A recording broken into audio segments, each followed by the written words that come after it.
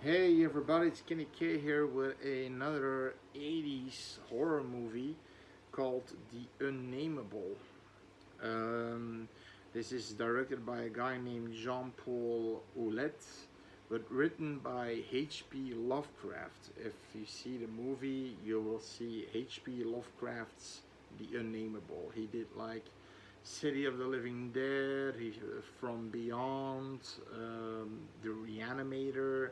I mean, Lovecraftian movies have this certain style that you need to like. Um, they're usually like gothic style a little bit.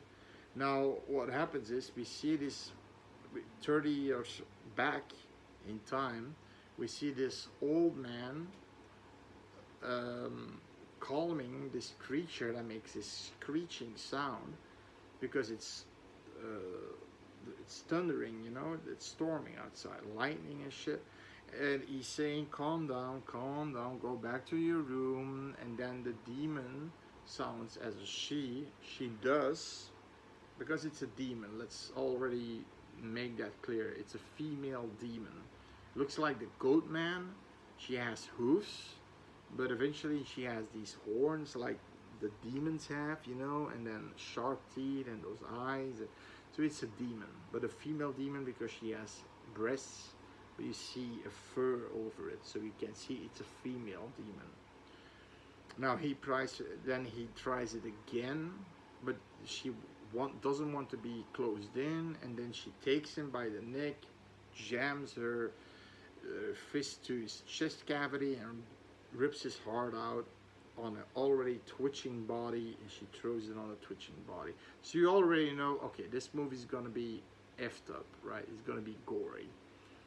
30 years later, this mansion is now decrepit and closed, and out convenience, there's a university right next to it. A university called Catatonic or Catatonic. You would think if it's catatonic, or going to the lessons and sitting there like when they're reading their lectures and shit, completely in catatonia. A weird name. It's in California apparently, a Californian university they say, but a university where you don't see a lot of people. For example, our two main male characters are Howard and Randolph. They also have another friend, Joel, but he's killed off fairly quick. Then you have Tanya and Wendy. Wendy is the obnoxious, obnoxious. Jesus Christ, I can't pronounce that. She's the fucking cringeworthy bitch slut, you know. And she doesn't. I mean, Howard has a crush on her, but she's like, I don't date French freshmen. They're also fresh women, but they want to join a fraternity, be cool. But Tanya is born in Germany, but she's a citizen of the United States. You can hear her accent. Has a crush on Howard, but Howard doesn't see that because he's looking at Winnie all the time. But then there's two frat boys called John and Bruce. They go to Wendy and Tanya, and they're also in a fraternity. And they ask, "Listen, we are gonna use this fraternity party in the old mansion. Or do you want to scope it out with us?" And they say, "Okay." Tanya's like, "Oh, I don't know." But when he's like, if you want to be with them, you gotta go with them. And I think Bruce is kind of cute. So one of these guys is like captain of the what's it called, rowing team, Now the movie begins when Howard and Randolph and Joel are sitting at this graveyard, and he's talking about Randolph. I like Randolph. He's this well-spoken guy, but he believes in folklore. He believes in urban legends, and he believes that these things are real. So he believes that there's something in that mansion, a beast crawling around, and Howard doesn't believe it, but Joel's like, oh yeah, I'm gonna check it out. And then Howard's like, no, no, no, no, don't do that. It's dangerous. And no, Joel, I'm gonna do it either way. So Randolph says, let him be, Howard. Let him be. You know, Joel. He's gonna have to experience it himself. So, like I said, they're at the library. They're talking about it. The day after, Joel didn't come back. Joel actually got killed. We see him getting killed by this unseen creature, and we see him falling on the ground. And it sounds like the creature is eating him. You see all the blood spattering against his face and such. But later on, this creature has the habit of killing its victims, hanging them upside down, chopping off their head, and then putting a bowl to pick up the blood, and maybe drinking the blood, then feeds on the blood like a vampire. But it's not a vampire. It's not a vampire. Like I said, it's like a demon, a malevolent spirit. But a demon, more like a demon. Now, at some point, like I said, the two frat boys, John and Bruce, they go in with Tanya and Wendy. Of course, Wendy has there's a sex scene with Bruce, and he has this she has these weird fucking nipples, like very small and acting fake tits, and she has these nipples that can not squeeze a fucking lemon, but pierce your fucking eyes out. Weird boobs. And then she turns her head and she sees the head of Joel, completely like fucking scratched in, and half of his face is gone, and she sees the head. Okay, they all freak out. John tries to have sex with Tanya, but Tanya doesn't want to because she says, I have a boyfriend. And she refers to Howard, something like that, because he doesn't know yet, but he does know at the end of the movie. She kisses him, and they kiss, and of course they become an item. So Howard takes Randall over and says, we gotta get in. Joel's still in there, and two girls, Wendy and Tanya, went in with this two frat. We gotta get in. We have to help them. So Randall eventually goes in because he didn't want to step foot in there. He goes in, and of course it becomes this slasher-esque kind of movie. The demon kills them one by one.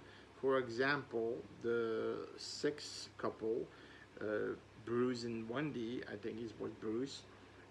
Bruce gets his throat torn out of his neck, pretty gory. And then after that, John gets his head whacked several times on the wooden floor, but like really hard, until the blood squirts out of his head, the back of his head, so his brains are bashed in. And then she also always takes the victim and always decapitates them and hangs them upside down for the blood. Then the only ones left are Tanya and Wendy, and Howard and Randolph. Randolph keeps downstairs because he says, I'm gonna linger here. So he's going through these books. One book is called the Necromonicon, the Book of the Dead. He finds this, and then he reads that the old man from the beginning, 30 years ago, that I think it was his daughter that died, and he used the Necromonicon to basically revive his daughter, but a malevolent spirit came in its place, and he had his body, and she became a demon. So he tries to reverse all things, but it's hard to do. They buried him when he died. These kind of priests buried him right in front of the mansion in this stone grave with this stone plate on.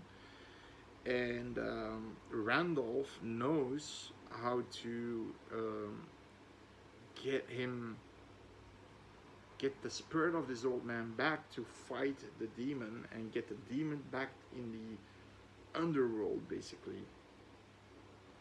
Because at some point he fights, so spoilers, you know, he fights the demon and calls her Eliza. It's time to go, and these trees are going in through the windows, and she's like scared of these trees because the trees are trying to nab her, and it's basically this old guy, which his name, I think I don't know his name. Maybe it's said one time or something. And then, of course, Howard, being the savior of the day, finds Joel's decapitated body, and Wendy attacks Howard, thinking that he's the fucking killer, because he's just the oddball freshman guy. Okay, what a fucking bitch. She attacks him with a fucking scythe, you know, the scythe, like a farming scythe. She wants to kill him. Now, luckily, the demon company falls on his head, he's unconscious, and then she wants to slice his throat. But luckily the demon comes and breaks her head 180 degrees. So I love to see her being decapitated, that fucking bitch. And the demon takes her with him and let him lie there, but he's found by Tanya. She helps him, and eventually it's this, and that's a little bit a tedious moment in the movie. It's like this cat and mouse game, and it takes like 30 minutes-esque, like the demon, then it's following them, but then, you know, it takes a long time when the demon finds them, and when they're together. Tanya, they're constantly separated by closed doors that apparently close on their own, and the demon doesn't have that power, so, and it's a little bit tedious. It's a cat and mouse game, just going through this, and downstairs Randolph is looking through all these books, and he says, I gotta do something else, Joe Howard, I gotta do something else. He goes outside, takes off. Now I have to say, it costs 2 or 3 guys to put that stone plate on the grave. Now he does it on his own. It doesn't seem like a Superman type, you know what I mean? Here's my werewolf chica. Like I said in a previous video, she's a staple now in the videos, and she's bruising for cookies, that's why. It's her time that she always has. She wants candy and cookies. So, Alessa, chica, fucking dog. And then at some point, Wendy, Tanya, and Howard are fighting this demon.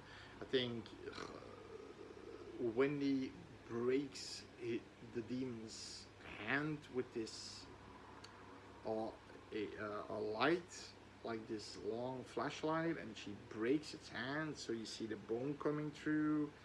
Then it tries to attack Howard. It slashes Howard in the chest, and then he does something, I don't know, he has this weapon or something that he slashes her in the face. A piece of flesh comes off of the demon, and then those trees come through the window, like I said, to claim her soul, and she's being pulled through the window in the grave of the old guy's grave.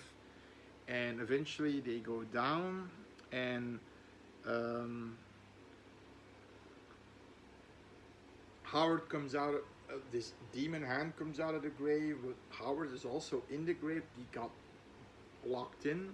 He's fighting this demon. He's punching this demon in the ground, and he's putting this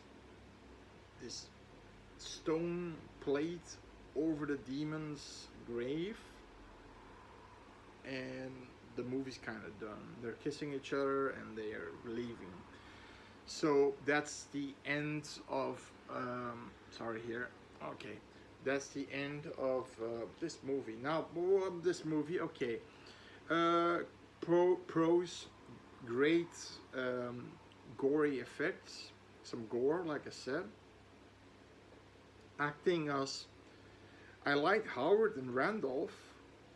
The frat boys are frat boys. Wendy is the obnoxious bitch. Obnoxious, that's the better way. And Tanya, with that German accent, was kind of weird, but she was likable. Uh, she does help Howard. She does fight when she gets what she wants. She gets the hero, Howard, right? And the creature looked cool. The only thing that I didn't like, so she had hoofs. She had this awesome face with those awesome sharp teeth and I think green eyes and those and it was great makeup effects. The only thing that I didn't like was she had like butt cheeks, a naked butt cheeks and a piece of fur going through the butt crack of the skin. So you knew it was a lady in this furry costume. So that's the moment where you see it's a costume. Like the skin, you clearly see the mesh, like white mesh, covering the rest of her body. Like I said, the legs were okay and the face was really good, but the rest was kind of fake looking. But it was, it was good enough to be, because they don't show the demon like a bunch. They show the demon at the finale when the final fight between Howard and Tanya.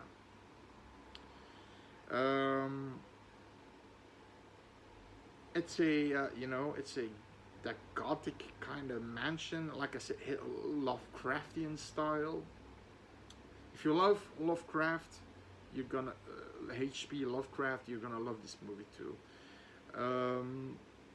It's not a slasher movie, it's a horror movie. It's categorized as a horror movie, but it kind of becomes a slasher when the frat boys go in, like, the typical college students get killed, the cardboard characters, the sluts, the horny frat boys, and only the good ones survive. So about 1, 2, 3, 4, 4 people die, and 5 if you include the old man in the beginning.